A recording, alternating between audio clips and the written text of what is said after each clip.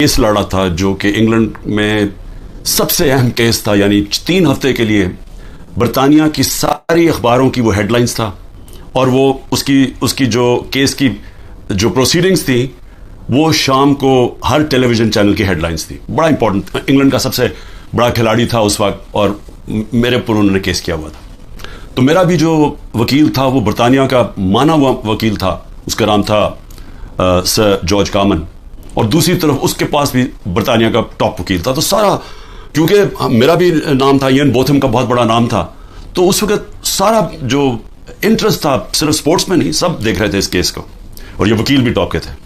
مجھے ایک چیز یاد ہے، جب میں اپنی ایویڈنس اپنے وکیل کو بتا رہا تھا کہ کیس کیا ہے، سمجھا رہا تھا اس کو، تو اس نے میرے سے ایک بات کی. اس نے کہا دیکھو میں تمہاری کوئی مدد نہیں کروں گا کہ تم نے عدالت میں جا کے کہنا کیا، میں کوچ نہیں کروں گا، یہ ہماری اخلاقیات کے خلاف ہے.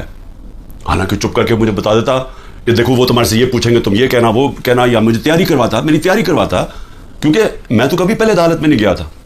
وہ اور بات ہے کہ اب جو میں جتنی عدالتوں کے چکر لگا دیا میں زبردست طریقے سے بولتا تھا، لیکن میرا تو پہلی دفعہ تھی.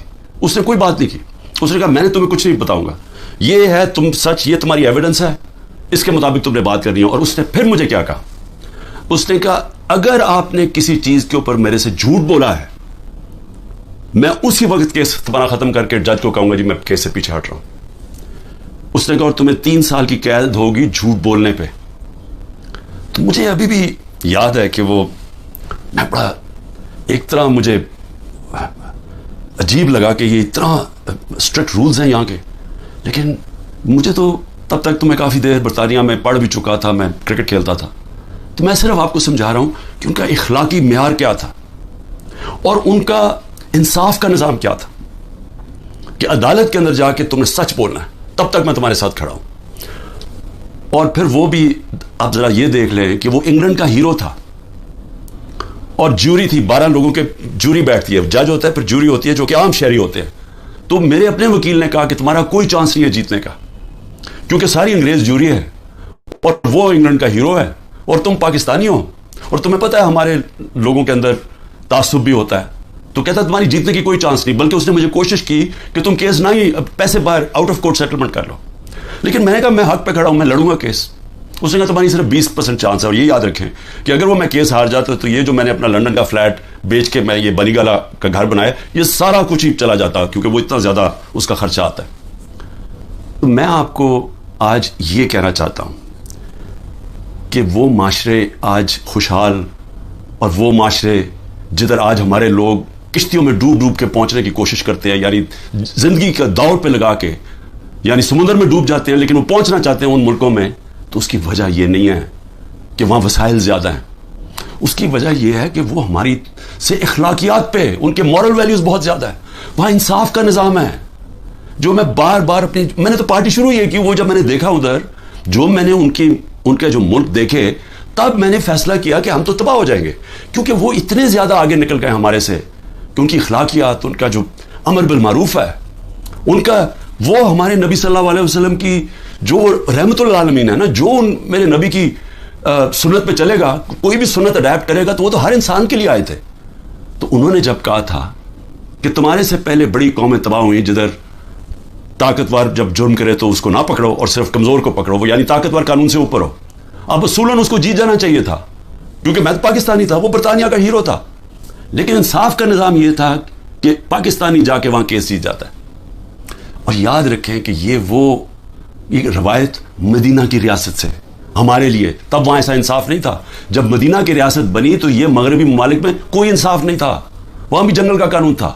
ہم مسلمانوں کے اندر میرے نبی صلی اللہ علیہ وسلم نے وہ انصاف کا نظام لے کے آئے تھے. ملک کا خوف آ رہا ہے کیونکہ میں نے ملک چھوڑ کے نہیں جانا. لوگ جو بھاگ جاتے ہیں ملک سے، یا جو اپنی، میرے بھی بڑا آسان ہے، اگر میں دنیا میں باہر جاؤں تو میں جا سکتا ہوں، میرے لیے تو عمران خان کے لیے دروازے کھلے ہیں.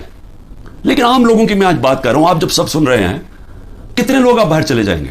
تو یہ تو وہ میرے نبی نے جو 1500 سال پہلے کیا، ہم تو وہ تیزی سے ادھر جا رہے ہیں. اور ہم آج جو وہاں ہو رہا ہے، خیر اس پیمانے میں تو نہیں پہنچ سکتے کہ میرے نبی نے کہا میری بیٹی نے بھی جرم کیا تو اس کو سزا ملے گی، قانون سے اوپر کوئی نہیں. حضرت ابوبکر نے آتے ساتھ ہی پہلی اسٹیٹمنٹ، میں انصاف قائم کروں گا، طاقتور قانون کے نیچے لے کے آؤں. حضرت عمر نے اپنے بیٹے کو सजा दिलवाई उसने जब कानून तोड़ा। हम तो वो उनकी उम्मत हैं, बंद कमरों में तकब्बुर से भरा हुआ, पावर इतनी उसके पास, वो बड़े जोरों शोरों से फैसला कर रहा है कि जनाब इमरान खान को हटा के तो मैंने उनको, और शहबाज शरीफ से तब से इसकी बातचीत चल रही थी जनरल बाजवा की। अब तो आज ख्वाजा आसिफ का बयान आ गया कि 1 साल, अभी 1 साल मेरी गवर्नमेंट को नहीं हुआ था, वो कहता तब से सोच रहा था कि इसको गिराने का। भाई तुम्हारी उसकी हैसियत क्या थी? इलेक्ट करके मैं आया हूं, पब्लिक के वोट से मैं आया हूं, जिम्मेदारी मेरी है, लेकिन उसने फैसला कर लिया। और ये याद रखें कि ये जो आज हो रहा है ये मुल्क के साथ, ये सबसे बड़ा जनरल बाजवा इसका जिम्मेदार है। आपको पता है कि जो हमने IMF मेरे पास आई मिलने हैं, जो हमने, क्योंकि गवर्नमेंट डिफॉल्ट करने जा रही थी इसलिए उनको ये $3 अरब IMF का चाहिए था। IMF की स्टैंड बाय एग्रीमेंट की इसलिए जरूरत है कि हम डिफॉल्ट करने जा रहे हैं। डिफॉल्ट का मतलब ये समझ जाएं कि जिस वक्त पाकिस्तान डिफॉल्ट करता, हमारी ये जो माइशत के अभी हालात है इसलिए बिल्कुल ही बैठ जाना था, क्योंकि फंडिंग भी बाहर से खत्म हो जानी थी, और वो नहीं खत्म होनी थी, जो फिर उसके बाद महंगाई आनी थी।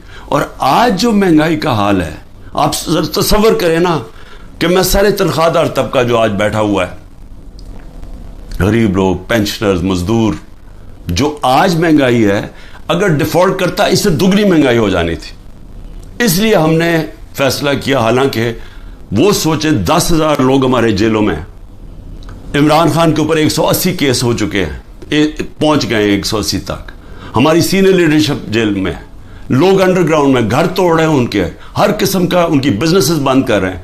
उसके बावजूद अपने मुल्क के लिए हमने कहा ठीक, हम ये एग्रीमेंट करते हैं ताकि मुल्क ना बैठे। लेकिन सवाल मेरा कुछ और है। मेरा सवाल ये है कि जिधर आज हम खड़े हैं, क्या ये जो ऊपर हुक्मरान हैं इनसे हमें कोई उम्मीद लगाई जा सकती है? नहीं लगाई जा सकती। क्यों? क्योंकि ये ऊपर बैठे इसलिए नहीं है कि इन्होंने मुल्क ठीक करने आए हैं। ये मैं आपको बताऊंगा, ये सिर्फ और सिर्फ जो मैं आपको 5 साल पहले से कह रहा था, ये NRO वाले लोग हैं जो मेरे पीछे सिर्फ पड़े हुए थे, सब इकट्ठे होके जी PDM बन गई है जी, डेमोक्रेटिक अलायंस है। सिर्फ मकसद एक था कि किसी तरह करप्शन के केसेस से ये निकले, और मैं उसी पे चल रहा था। अपने नबी सल्लल्लाहु अलैहि वसल्लम, उन्होंने जब फरमान दिया कि कौमें तबाह हो जाती हैं, ताकतवर को अगर आप माफ़ कर दें, उसको वो चोरी करे उसको ना पकड़े, तो आज वही हो रहा है। सारी जनरल बाजवा, उसको जब आजम स्वाति को उसने मार पड़वाई, उसने ये ट्वीट लिखा ना, शुक्रिया जनरल बाजवा आपने NRO 2 जो दिया इन लोगों को, उसके ऊपर उसने उसको मार पड़वाई और उसके ऊपर तशद्दुद करवाया।